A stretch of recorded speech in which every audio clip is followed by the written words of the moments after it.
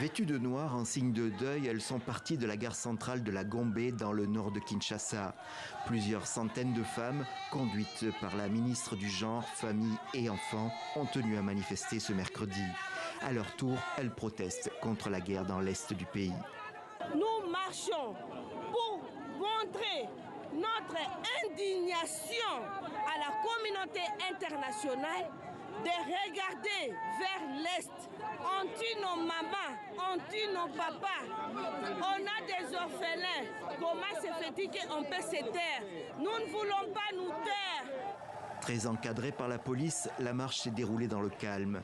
Arrivée au Palais de la Nation, où le président Tshisekedi a ses bureaux, la ministre a lu un mémorandum mettant en cause, selon ses termes, la complicité de la communauté internationale et les velléités expansionnistes du Rwanda.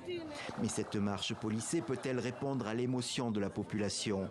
Une émotion qui se manifestait dans l'assistance.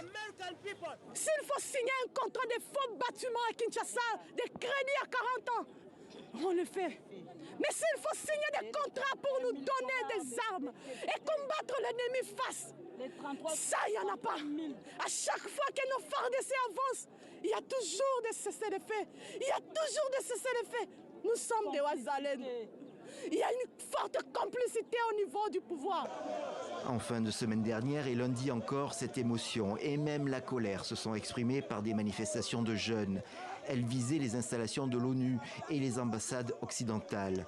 Des pneus et des voitures ont été brûlés. Depuis, ces représentations sont gardées de près par la police congolaise. Les écoles étrangères restent fermées. Ces derniers jours, la situation s'est encore dégradée au Nord Kivu. La ville de Saké, non loin de Goma, est un champ de bataille entre les rebelles M23 et l'armée congolaise. La population a dû se jeter sur les routes. Goma, agglomération d'1 million d'habitants, redoute de se retrouver assiégée.